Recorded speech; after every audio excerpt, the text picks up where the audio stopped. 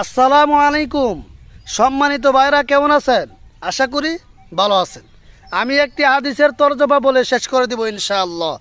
আন আবি হুরাইরা রাদিয়াল্লাহু তাআলা আনহু قال قال رسول الله صلى الله عليه وسلم خير يوم طلعت عليه الشمس يوم الجمعة فيه خلق آدم وفيه أدخل الجنة وفيه أخرج منها ওয়ালা তাকুমুস সাআতু ইল্লা ইয়াউমাল জুমআতি রাওয়াহু মুসলিমুন রাহিমাহুল্লাহু তাআলা।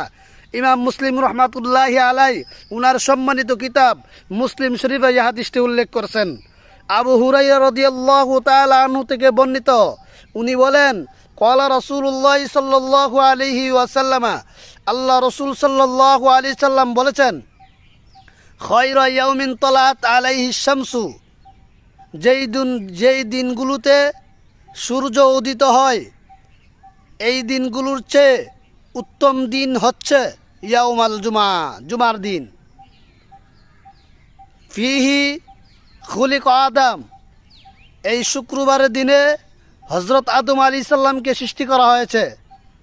ওয়াফিহি উদখিলাল জান্নাতা, এবং এই শুক্রবারে হযরত আদম আলাইহিস সালামকে জান্নাতে প্রবেশ করানো হয়েছে। ওয়াফিহি উখরিজা মিনহা, এবং এই শুক্রবারে জান্নাত থেকে হযরত আদম আলাইহিস সালামকে বাহির করা হয়েছে। ওয়ালা তাকুমুস সাআতু ইল্লা ইয়াউমাল জুমআ, এবং কিয়ামত কেবল শুক্রবার দিনই সংগঠিত হবে। এই হাদিসের দ্বারা স্পষ্ট হয়ে গেল কয়েকটা জিনিস। এক নম্বর একটা জিনিস স্পষ্ট হলো, এই শুক্রবার অনেক মূল্যবান দিন। এই শুক্রবার দিনের সময়টা অনেক বড় মূল্যবান। এই দিনের মধ্যে যেই কোনো আশা নিয়ে আল্লাহ নিকট চাইবেন, যে কোনো আশা আল্লাহ তাআলা মাকসাদ পরিপূর্ণ করে দিবে।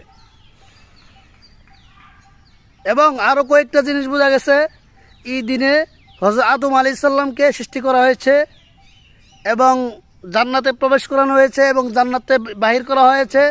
এবং কিয়ামত যে সময় হয়, আজ হোক কাল হোক, একদিন না একদিন, যেই দিনই হোক, শুক্রবার দিনই কিয়ামত হবে।